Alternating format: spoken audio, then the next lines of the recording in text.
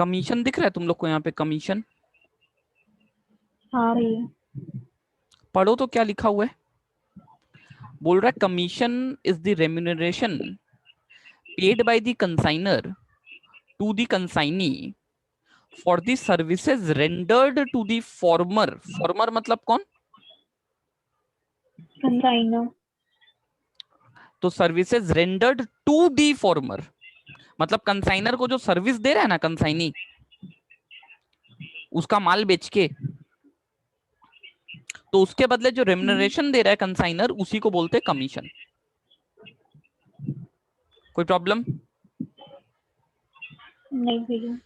Generally 3 types of commissions can be provided by the consigner to the consignee as per the agreement.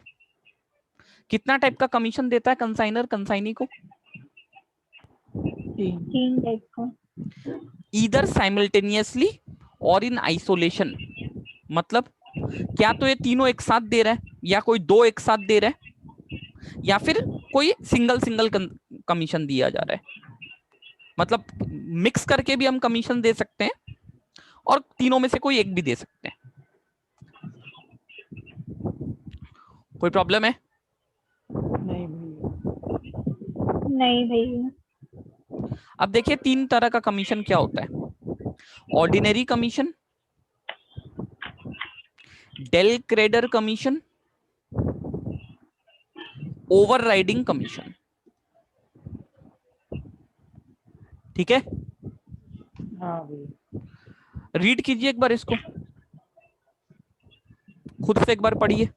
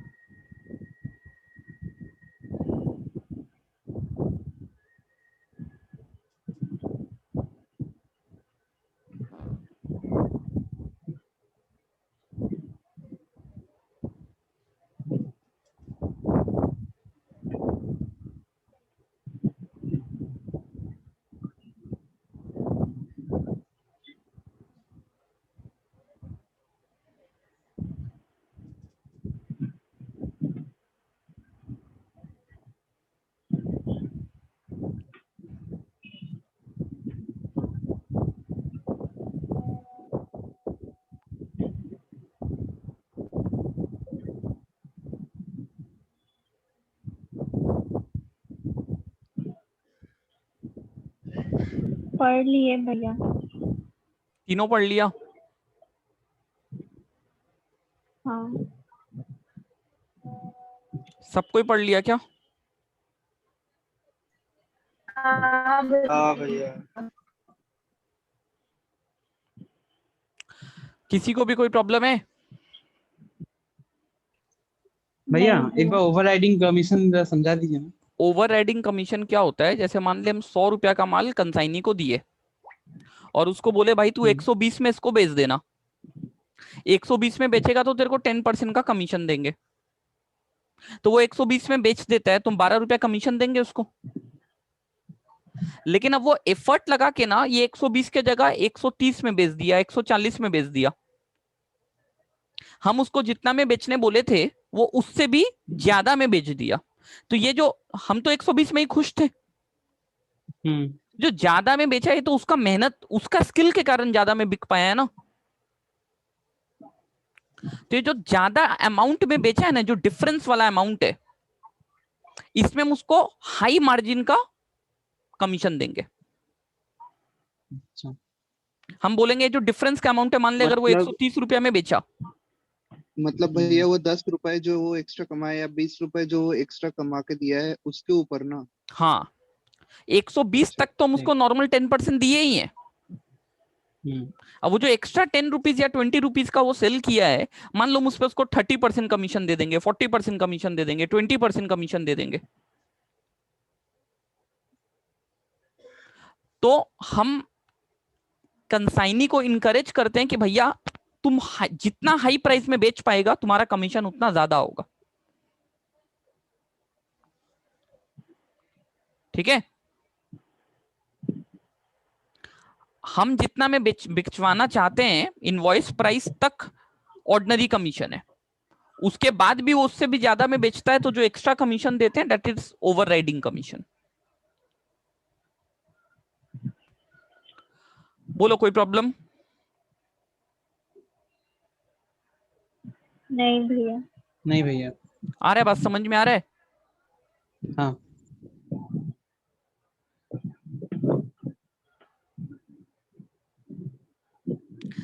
अब ध्यान देके सुनना, इस chapter का सबसे इंपॉर्टेंट चीज, सबसे इंपॉर्टेंट डिस्कशन अभी होने जा रहा है। देखो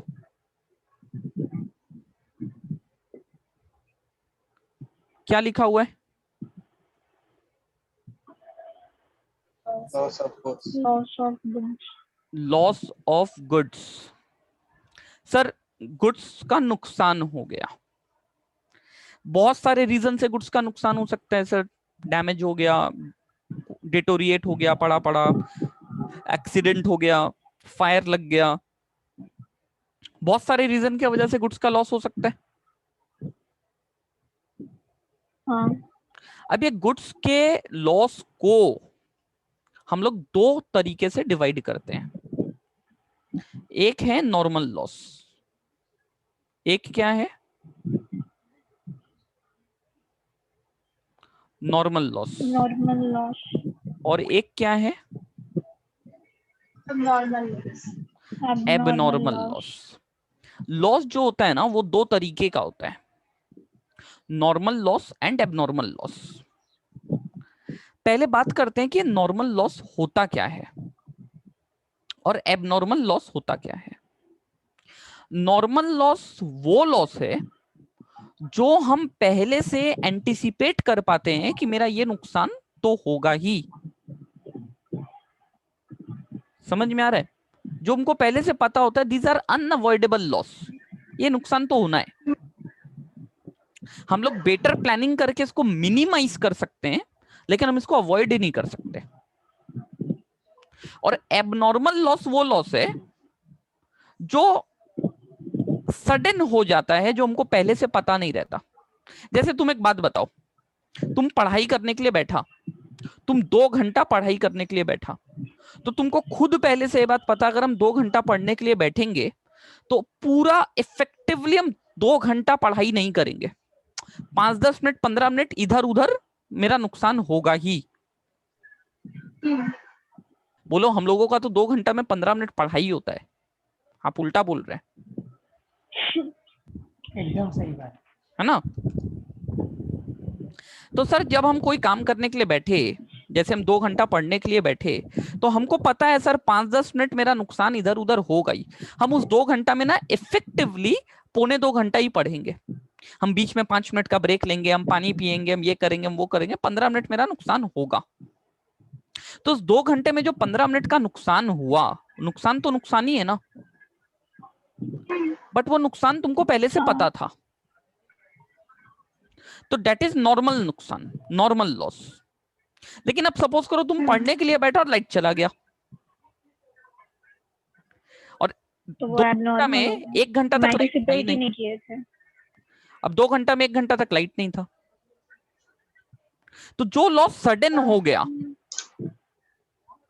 जो लॉस सडन हो गया, Sudden जो हो तुम गया। पहले से एंटिसिपेट नहीं कर पाए, वैसे लॉस को एबनॉर्मल लॉस बोलते हैं।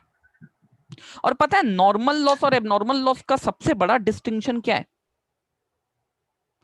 नॉर्मल लॉस जो होते हैं ना वो रिकरिंग नेचर के होते हैं। कौन से नेचर के होते हैं?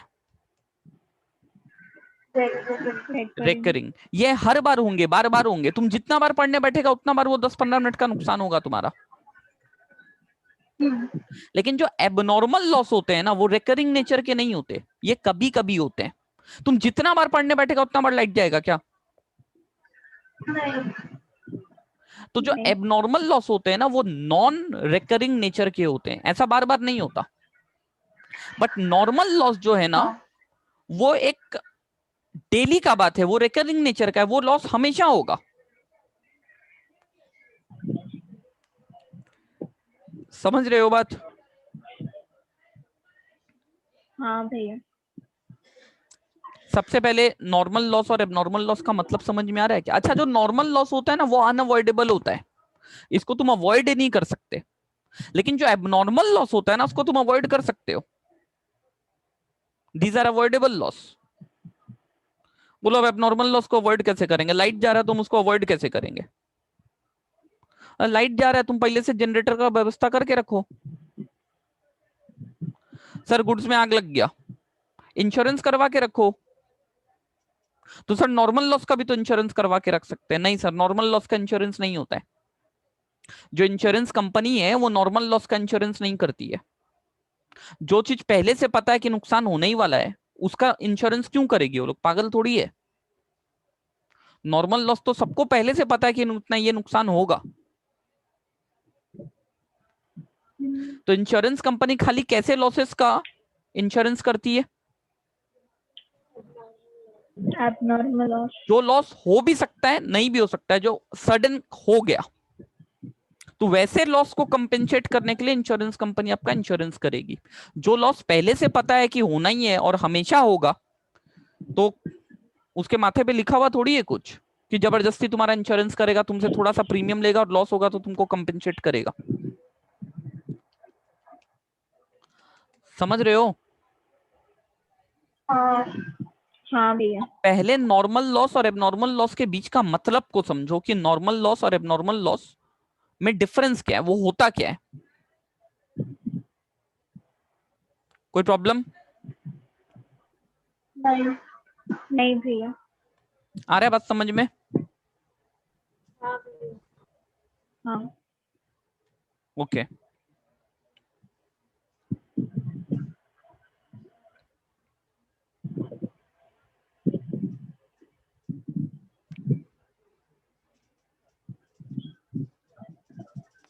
अब सर अकाउंटिंग में क्या? तो अकाउंटिंग से पहले ना वैल्यूएशन के बारे में बात करते हैं। मान लो तुम बाजार से 5 एप्पल खरीदे। कितना एप्पल खरीदे? 5। 20-20 रुपया करके। टोटल तुम्हारे घर से रुपया कितना गया?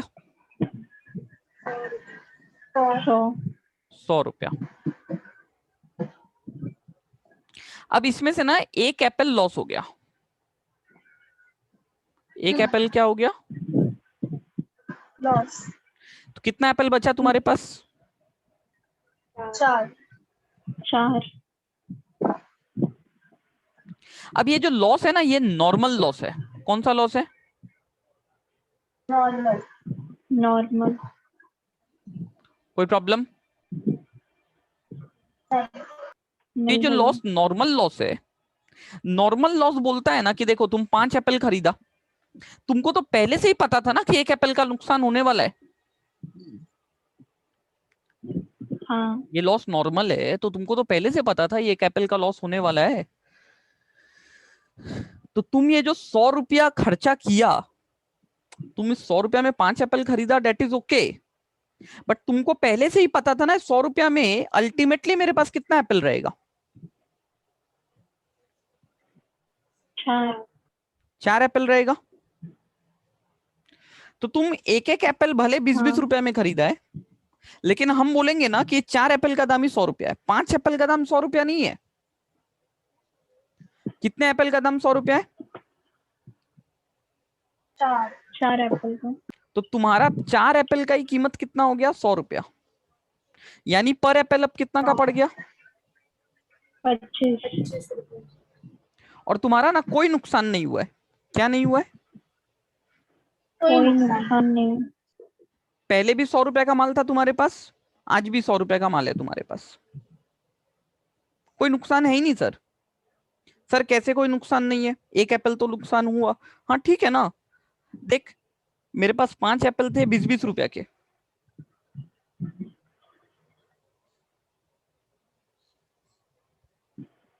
थे ना?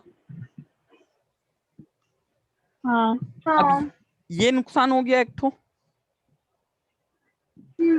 तो इसका जो 20 रुपया है ना, हम सब में 5-5 रुपया बढ़ा दिए। हाँ। मतलब पहले भी मेरे पास 100 रुपया का चीज था, आज भी मेरे पास 100 रुपया का ही चीज है, तो मेरा कोई नुकसान है ही नहीं। हाँ। तो नॉर्मल लॉस होने से पता है क्या होता है, मेरा जो कॉस्ट पर यूनिट है, कॉस्ट पर यूनिट हाँ। क्या हो जाता है, बढ़ जाता है। इंक्रीज हो जाता है। पहले जो एक एक एप्पल 20-20 रुपया का था, वही अब एक एक एप्पल 25-25 रुपया का है, और मेरा कोई नुकसान होता ही नहीं है। कोई मतलब हमको प्रॉब्लम? जो एक्चुअल वैल्यू मिलने वाला रहता है वही मिलता है हमको। हाँ, हम जो रिमेनिंग आइटम रहेगा, जो रिमेनिंग गुड्स रहेंगे, हम उसी गुड्स को उतना रुपए का बोल देंगे।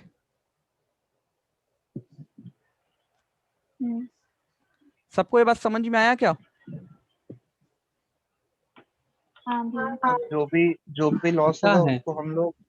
उसको हम लोग रिकवर कर लेंगे, जो जितना गुड्स बचा हुआ है उससे, है ना? हाँ, वेरी गुड। जो सर लॉस हुआ है ना, उस लॉस को जो रिमेनिंग गुड यूनिट्स हैं, जो रिमेनिंग अच्छे वाले यूनिट हैं, कैसा पोका है? हैं पोका, तू तो चिंता है। ए भाई, सही सही सही सही सही। बीच में पोका कहाँ से लेकर आ गया तुम एप्पल और नॉर्मल लॉस में? सॉरी, मैं क्या नहीं किए। अच्छा सुनो, तो क्या बोल रहे हैं सर, 20 रुपया का जो मेरा नुकसान हुआ ना, वो नुकसान को जो रिमेनिंग गुड यूनिट्स हैं, वो रिमेनिंग गुड यूनिट्स उस नुकसान को एब्जॉर्व कर लेंगे अपने में,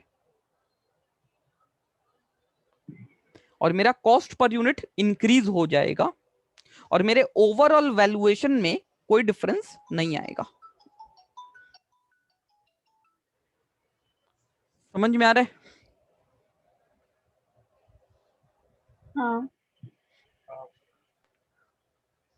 लेकिन यही लॉस अगर नॉर्मल नहीं होके एबनॉर्मल होता, यही लॉस नॉर्मल नहीं होके कौन सा लॉस होता?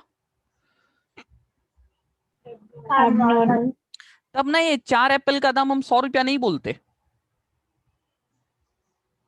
तब ये 4 एप्पल का दाम नॉर्मल 80 रुपया ही होता,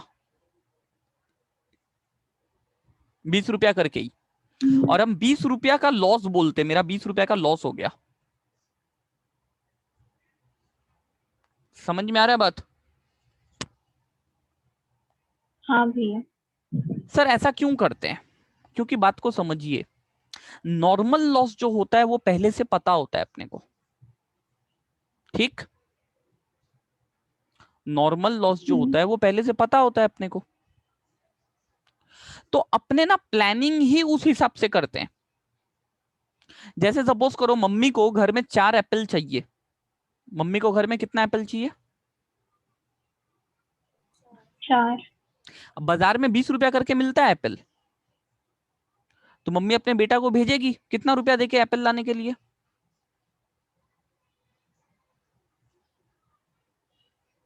80। लेकिन अब बेटा बड़ा लायक बेटा है, मम्मी को बहुत अच्छे से पता है कि हम इसको 4 एप्पल अगर दे के भेजेंगे तो एक एप्पल रास्ते में गिराकर आएगा ही। अब मम्मी के पास कोई ऑप्शन नहीं है, समझ में आ रहा है, भेजना उसी को पड़ेगा। समझ रही हो रुचिका तुम?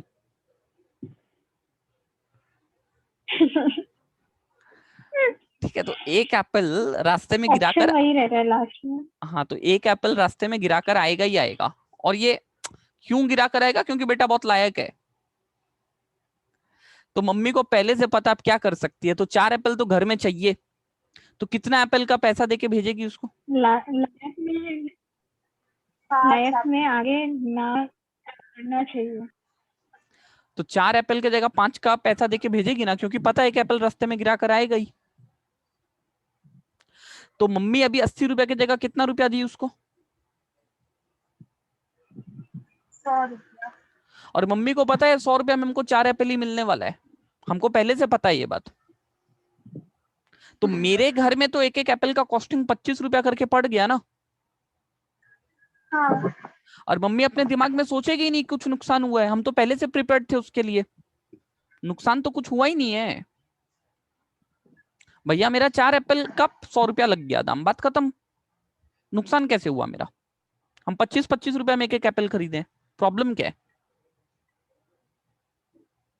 जैसे जैसे सपोज करो अभी तो आम का सीजन आ रहा है, आम वाम मिलता है ना बाजार में, हाँ। तो बहुत लोग क्या करते हैं ना, जिनका थोड़ा बड़ा फैमिली होता है, वो लोग एक एक बार में ना पेटी पेटी आम खरीद लेते हैं। एक एक थोड़ा सस्ता भी मिल जाता है, पेटी पेटी पूरा आम खरीद लेते हैं। मछुआ का नाम सुना है तुम लोग? मछुआ फल मंडी वगैरह, हाँ। तो वहां से जाके पेटी पेटी आम खरीद के ले आते हैं। अब मान लो हम एक 20 केजी का पेटी खरीद लिया, तो 20 केजी का पेटी हम खरीद लिया, वो हमको दाम बोला कि भैया 20 केजी का पेटी है, हम आम का प्राइस लगाएंगे आपका 18 रुपया करके केजी। तो पैसा कितना देंगे हम उसको? 360 रुपया। अब हमको पहले से पता है कि वो जो 20 केजी का हमको पेटी देगा ना, उसमें से 2 केजी मेरा नुकसान होगा ही, उसमें सड़ा गला निकलेगा ही 2 केजी, हमको पहले से पता है और हम प्रिपेयर्ड है उस चीज के लिए। तो जब हम आम खरीद रहे हैं 360 रुपया जब हम दे रहे हैं, तो हमको पहले से पता है ना कि हम 20 केजी के लिए नहीं दे रहे ये, हम कितना केजी के लिए दे रहे हैं ये? 18 केजी के लिए दे रहे हैं। तो मेरे घर में पर केजी का कॉस्टिंग 20 रुपया पड़ गया। तो हम ऐसा सोचेंगे ही नहीं कि हम 20 केजी आम खरीदें 360 रुपया में, हम 18 केजी आम खरीदे 360 रुपया में, बात खत्म। मेरा आम का कॉस्टिंग 20-20 रुपया कर है, नुकसान कहां हुआ मेरे को? समझ में आ रहा है बात कि नहीं आ रहा है? आ रहा है। तो सर नॉर्मल लॉस जो होता है ना, वो पहले से हम इनकॉर्पोरेट कर लेते हैं रिमेनिंग यूनिट्स पे, रिमेनिंग यूनिट्स का दाम को हम बढ़ा देते हैं और हम अपने मन में सोचते हैं मेरा कोई नुकसान नहीं है। ठीक?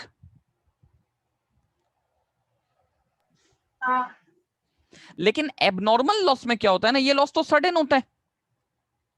मान लो तुम्हें ये जो 20 केजी का जब तुम पेटी खरीदा 360 रुपया में, तुमको कोई उम्मीद नहीं था कि तुम्हारा आम नुकसान होने वाला है, तो तुम तो दिमाग में यही सोच के रखा हम 20 केजी खरीदे 18 रुपया करके, 360 रुपया का माल खरीदे। अब अचानक से 2 केजी नुकसान हो गया, अचानक से 2 केजी क्या हो गया? नुकसान। तो ये तो तुम सोचा नहीं था पहले से, तुम सोचा था क्या कि हम 20 केजी नहीं हम 18 केजी खरीद रहे हैं 360 रुपया में? नहीं। तो ये जो एबनॉर्मल लॉस है ना, यहां पे मेरा सच में हम बोलते हैं मेरा नुकसान हो गया। और जो रिमेनिंग 18 केजी बचता है ना, उसको हम 18 रुपया के हिसाब से ही वैल्यू करेंगे, यहां पे हम अपना कॉस्ट पर यूनिट को इंक्रीज नहीं करेंगे। तो पहले नॉर्मल लॉस और एबनॉर्मल लॉस का वैल्यूएशन में तुमको समझ में आ रहा है कि नॉर्मल लॉस में कैसे वैल्यूएशन होता है स्टॉक का, और एबनॉर्मल लॉस में कैसे वैल्यूएशन होता है स्टॉक का? नॉर्मल लॉस का जो लॉस होता है वो लॉस होता ही नहीं है, वो रिमेनिंग गुड यूनिट्स में एब्जॉर्ब हो जाता है। रिमेनिंग गुड यूनिट्स का जो कॉस्ट है पर यूनिट वो इंक्रीज हो जाता है। लेकिन एबनॉर्मल लॉस में ऐसा नहीं करते, एबनॉर्मल लॉस में कॉस्ट को इंक्रीज नहीं करते। कोई प्रॉब्लम? पहले यहां तक सबको बात समझ में आया कि नहीं आया, हमको बताओ। आ गया। हाँ आ गया। अब सवाल उठता भैया ऐसा करते क्यों है, थोड़ा सा मतलब थोड़ा अच्छे से बताइए ना, वो उतना अच्छा से क्लियर नहीं हो रहा है। आप बता तो दिए कि नॉर्मल लॉस में ऐसा करते हैं, अब नॉर्मल लॉस में ऐसा करते हैं, सुन लिए हम लोग, समझ में भी आ गया, लेकिन थोड़ा सा प्रॉपरली बताइए ना कि ऐसा करते क्यों है। कुछ तो रीजन होगा कि नॉर्मल लॉस में ऐसे करते हैं, अब नॉर्मल लॉस में ऐसे करते हैं। बोलो। नॉर्मल लॉस के लिए रेडी रहते। सर नॉर्मल लॉस जो होता है ना वो रिकरिंग नेचर का होता है, वो बार बार होगा, वो एक मतलब रूटीन्ड है, वो रूटीन चीज है, वो हमेशा होगा। इसके लिए अकॉर्डिंगली ये इंडस्ट्री का ही प्रैक्टिस है कि आप अपने कॉस्ट में इसको एडजस्ट कर सकते हो। तुम लोग जब भी फाउंडेशन में हो, फाउंडेशन के बाद इंटरमीडिएट लेवल में जाओगे, वहां पे अकाउंटिंग स्टैंडर्ड पढ़ोगे AS2, valuation of inventories, inventory को वैल्यू कैसे करते हैं, स्टॉक का वैल्यूएशन कैसे किया जाता है, अकाउंटिंग स्टैंडर्ड 2 तुमको इस बारे में बताएगा। तो वहां पर भी ये बात लिखा हुआ है कि जो नॉर्मल लॉस है उसको हम लोग अदर रिमेनिंग गुड यूनिट्स में एब्जॉर्ब करवा लेंगे। ये इंडस्ट्री का ही ट्रेंड है, ये एक्सेप्टेड प्रैक्टिस है कि सब कोई ऐसे करता है, क्योंकि रिकरिंग नेचर का है ना भाई, तुम समझ बात को, ठीक है। हाँ घर में कभी भी पोटैटो चिप्स बनाए हो हाँ तो तुम लोगों को पता होगा, घर में जब भी पोटैटो चिप्स बनाते हैं तो क्या करते हैं, पोटैटो को पहले बॉईल करते हैं, बॉईल करने के बाद उसको काटते हैं, नहीं पहले काट लेते हैं गोल गोल, फिर बॉईल करते हैं, फिर सुखाते हैं धूप में। तो धूप में जब सुखाते हैं तो वो श्रिंक नहीं कर जाता है क्या?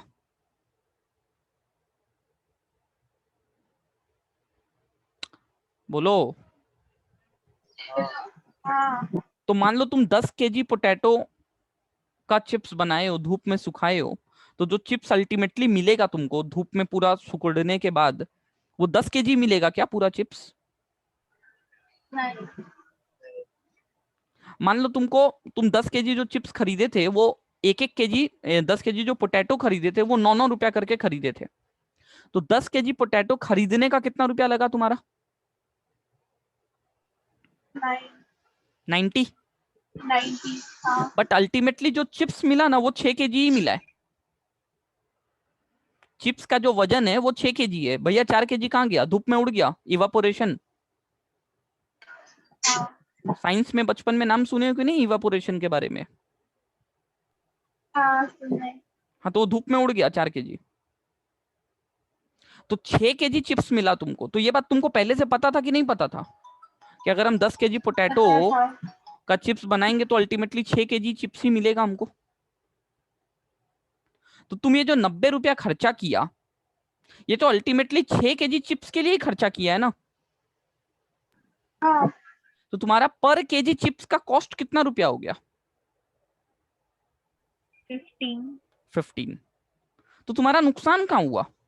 4 केजी पोटैटो लॉस हो गया, हो जाने दो भैया, मेरे पास 6 केजी चिप्स पड़ा हुआ है 15-15 रुपया करके, 90 रुपया का ही माल पड़ा हुआ है, 90 रुपया था, 90 रुपया का ही आज भी है, क्वांटिटी ना कम हो गया, हो जाने दो। लेकिन पर यूनिट का तो वैल्यू को हम बढ़ा दिए हैं। पहले पर केजी पोटैटो 9 रुपया का था, अब हम बोल रहे पर केजी 15 रुपया का है। क्वांटिटी का लॉस हुआ है, होने दो ना, क्या दिक्कत है? वैल्यू का तो लॉस नहीं हुआ। पहले भी 90 का माल था, आज भी 90 का माल है।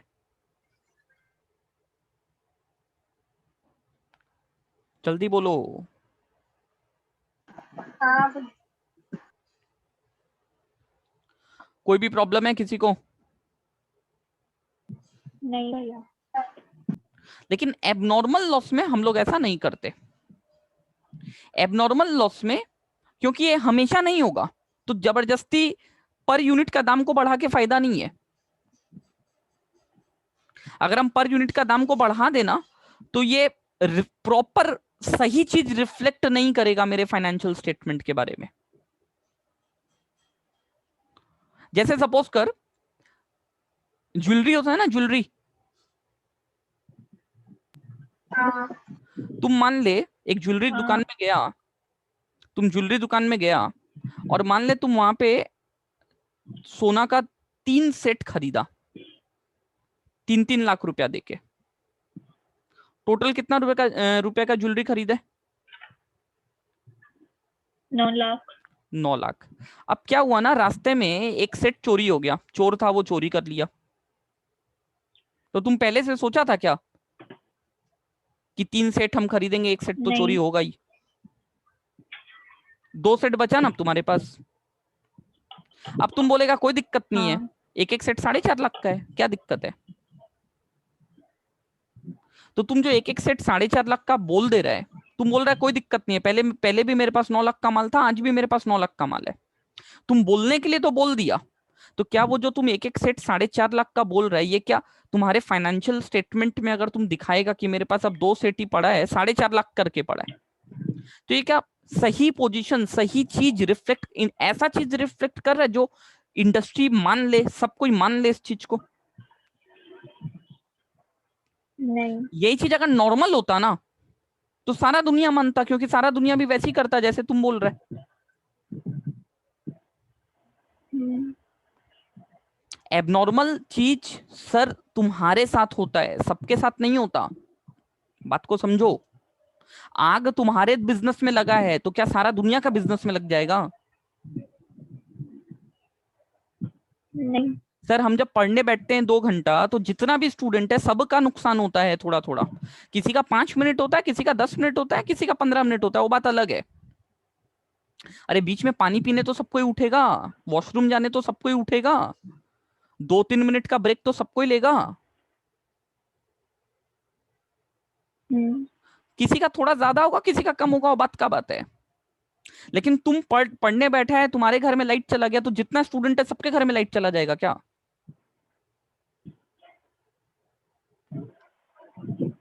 जल्दी बोलो। हाँ बिल्कुल। तो जो नॉर्मल चीजें होती है ना वो सबके साथ होती हैं,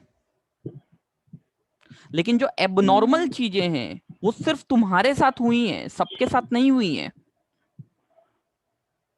तो तुम अगर एबनॉर्मल चीज को भी वैसे एडजस्ट कर लेगा ना, तो तुम्हारा जो फाइनेंशियल स्टेटमेंट है वो इंडस्ट्री के जो ट्रेंड हैं उनसे मैच नहीं करेंगे। दूसरा आदमी को पढ़ के, दूसरा आदमी को देख के बहुत अटपटा सा लगेगा कि ये गलत है, वो नुकसान तुम्हारा है, सबका नहीं है। लेकिन नॉर्मल लॉस सबके साथ होता है, वो एक नॉर्मल चीज है, जनरल चीज है। तो वहां पे हम लोग उस लॉस को इस तरीके से एडजस्ट कर लेते हैं। समझ में आ रहा है बात? हाँ। किसी को भी कोई प्रॉब्लम है?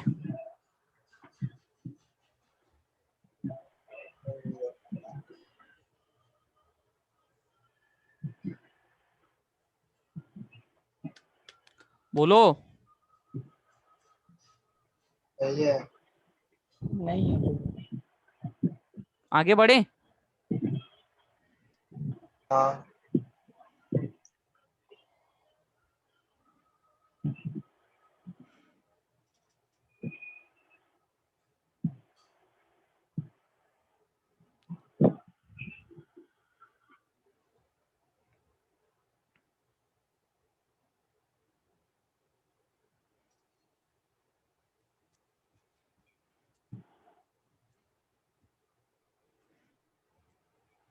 इलस्ट्रेशन 3 को देखेगा? हाँ। अभी हम लोग इलस्ट्रेशन 3 को सॉल्व करेंगे, ठीक है?